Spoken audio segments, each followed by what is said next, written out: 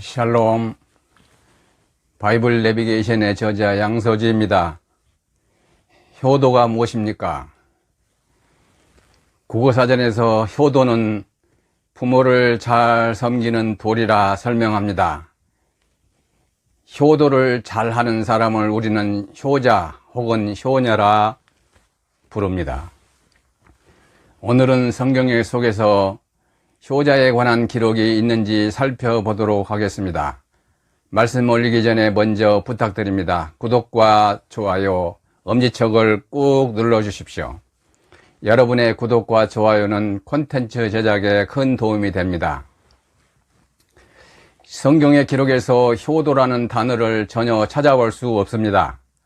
다만 효에 대해서만 단 한 군데 기록하고 있을 뿐입니다.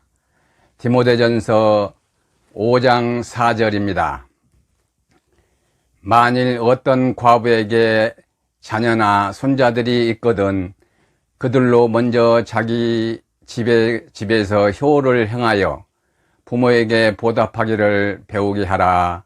이것이 하나님 앞에 받으실 만한 것이니라. 성경의 기록 속에 효에 대한 단어가 없으므로 하나님은 효도나 효행을 중요시하지 않으신 것일까요? 아닙니다.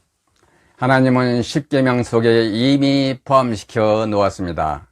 십계명 중에 5계명부터 10계명까지는 사람을 위한 계명인데 그 첫째가 바로 효에 관한 것입니다. 출애굽기 20장 12절 말씀입니다. 내 부모를 공경하라. 그리하면 내 하나님 여호와가 내게 준 땅에서 내 생명이 길리라. 이 말씀을 가리켜 사도 바울은 약속 있는 첫 계명이라 했습니다. 본론으로 들어갑니다. 성경에 기록된 효자가 과연 있을까요? 저는 개인적으로 두 사람을 들고 싶습니다. 창세기에 기록된 아브라함과 요셉입니다. 오늘은 아브라함의 효행에 대해서 말씀 올리도록 하겠습니다. 과연 아브라함은 효자였을까요?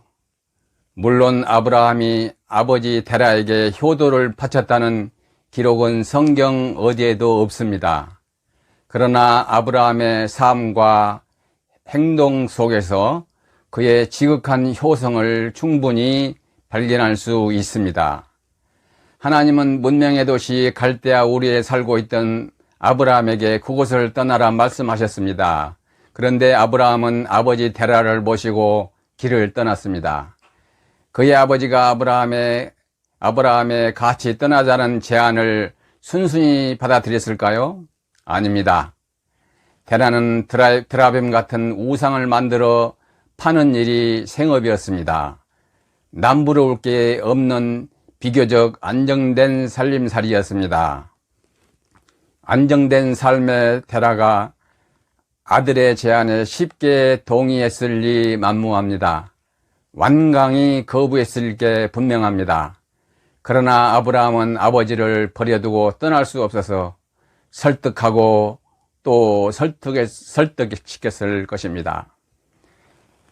아브라함의 끈질긴 공세에 데라는 아들의 제안을 받아들였습니다.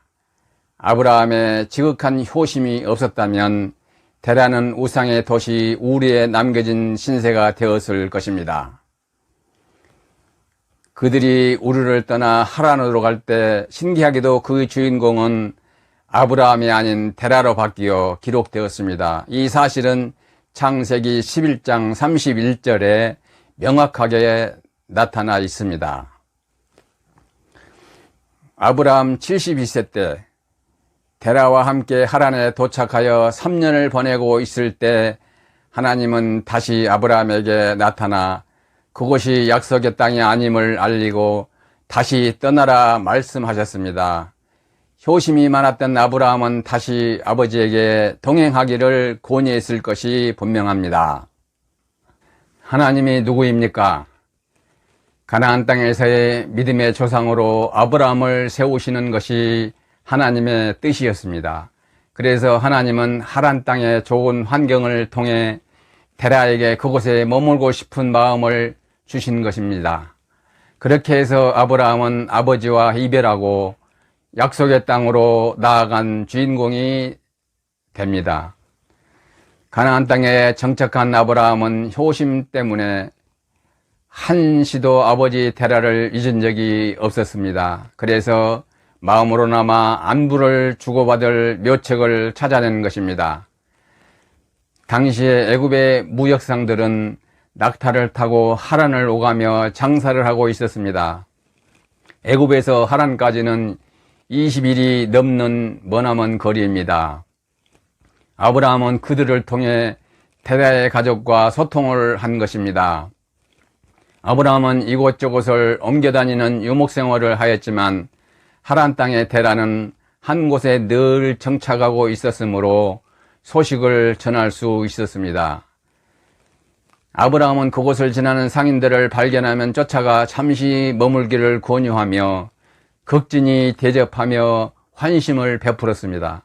짐승을 잡아 요리하고 물과 낙타의 먹이까지 챙겨주며 그들에게 부탁한 것입니다. 애굽의 상인들은 아브라함의 지극정성에 감동하여 기꺼이 부탁을 들어주었고 그들은 오는 길에도 하란의 소식을 정성껏 아브라함에게 전해줄 수 있었습니다.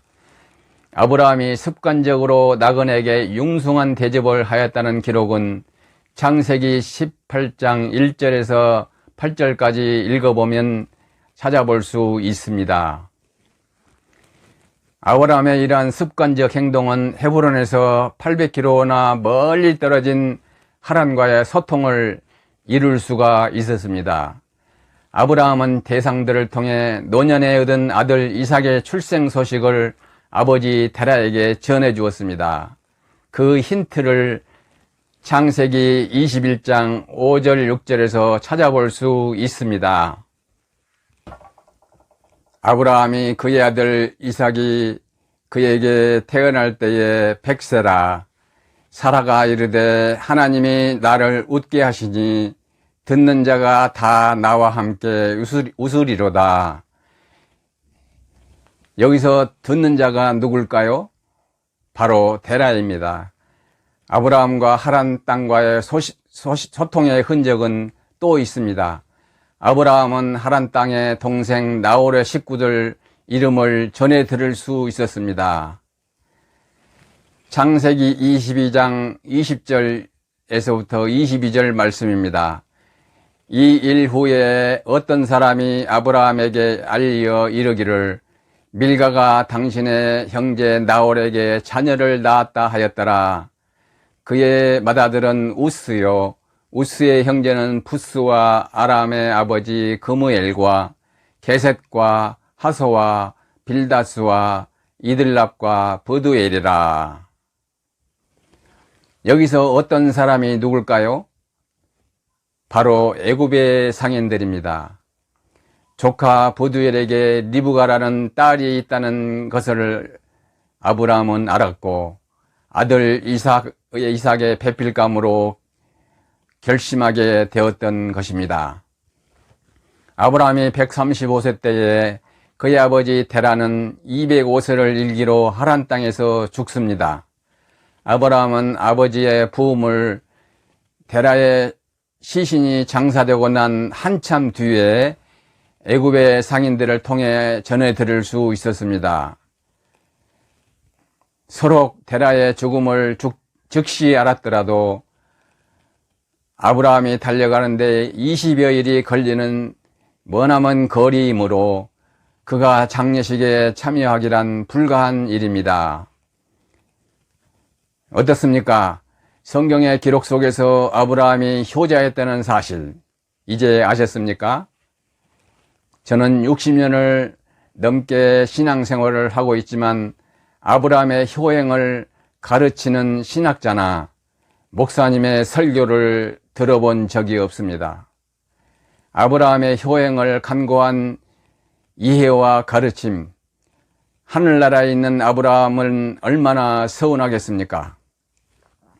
알고 보면 아브라함의 효행은 참으로 드라마틱하지 않을 수 없습니다.